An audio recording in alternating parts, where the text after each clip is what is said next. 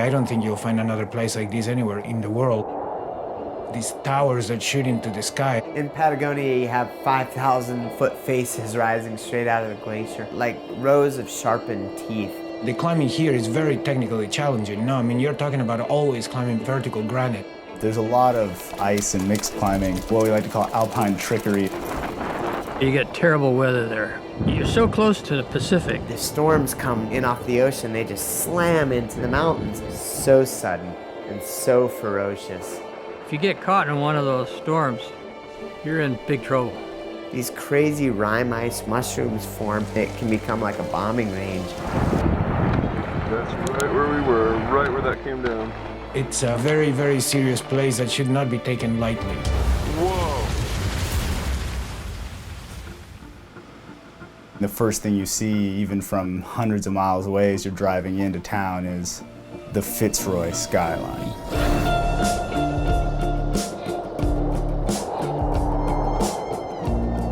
How would you not want to try a skyline like that? I mean, you see it, and it's the obvious thing. Oh yeah, I want to go up and down all that thing.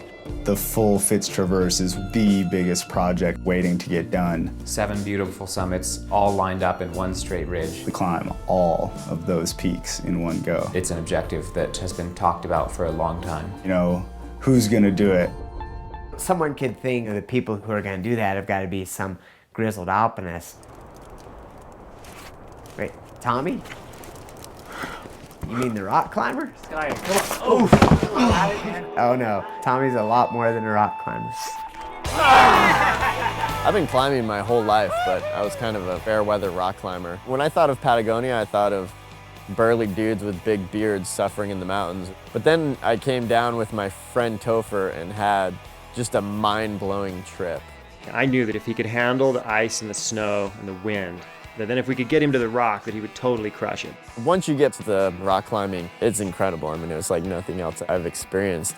Ever since then, I've just craved these big objectives. It was very clear that he could change the game in Patagonia. I came back a couple more times, and I'd always see that iconic Fitz Roy Massif ridgeline. The idea to traverse the entire thing seemed like one of the most obvious, awesome objectives I had ever seen. Starts here, goes. The traverse is 4 miles long. It involves 12,000 feet of vertical gain. You need to keep going many, many days. You'd have to be able to move really fast over thousands of feet of vertical rock. So that's why I asked Alex if he wanted to go down to Patagonia and try and climb this thing with me. You know, the ability to be bold, which we all know Alex was super bold, is kind of the key to going fast down there. I'm off, Tommy! Yay! You know, I mean, Tommy's the man. I've looked up to him since I was 12. I've never had much interest in alpine climbing. I don't know how to use ice tools. I don't like being cold, but if Tommy says that we can do it, I'm willing to go with him. Because anytime Tommy wants to climb, like, you're gonna do something cool. So what do you guys think you're gonna climb? It's a little wintry in the mountains. Something snowy, probably. We're gonna turn into alpine climbers, see how that goes. I know how it's gonna go for me. Not that well. This year I decided to bring my whole family. So what do you think of this, Alex? I named my son Fitz after the mountain because this place has been so special to me. Go climb your mountain. Hopefully.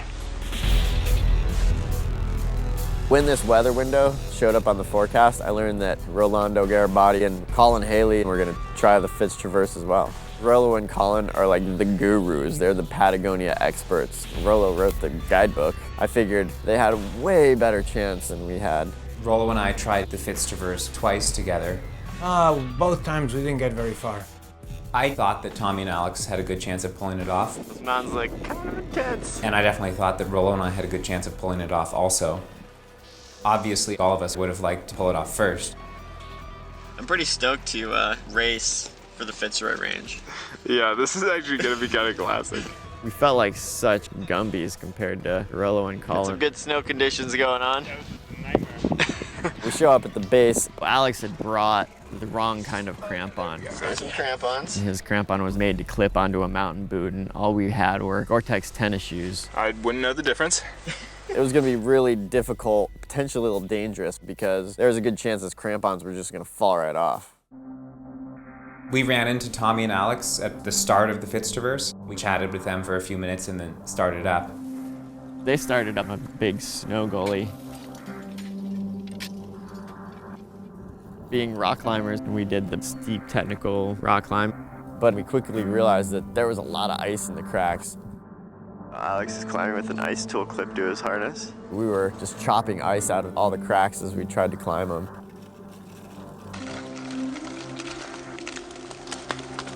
Putting cams in, being like, I don't know, if one lobe is on ice, is that okay?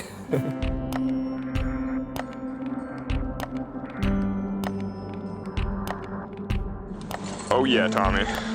Ooh, yeah. How was that pitch? My hand's bleeding, my jacket's full of holes. We got up to this point about 2/3 of the way up Guichemet, and Rollo and Colin were sitting on a ledge waiting for us.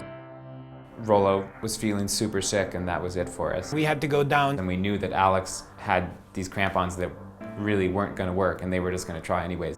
Before they went down, Rollo actually took off his own crampons and gave them to Alex, which was a giant gesture. For Rollo to just basically give up his dream of doing the Fitz Traverse and then give me the tools that I need to finish the traverse, you're like, oh, that's, that's very big of him. I mean, we offered them a bunch of water and basically give them a hand on whatever we could. Our small participation in their traverse, so our small contribution is a pair of crampons. For the next 4 days, we climbed up and down thousands of feet. We destroyed ourselves and our equipment. And there was a lot of times when I thought we were in way over our heads. But that's what makes for really rich experiences. There's Tommy, sitting in the gnar. This is gonna be so rad, dude. This is the kind of thing I see in Alpinist magazine, except we're actually doing it. Pretty epic camp setup. Oh wow, dude, check out the shadow. We're about to climb to the actual summit. Tommy's about to aid it through the night. I feel a little intimidated at the moment. Yeah, don't worry about it though. You're a total boss. Woo, on the summit!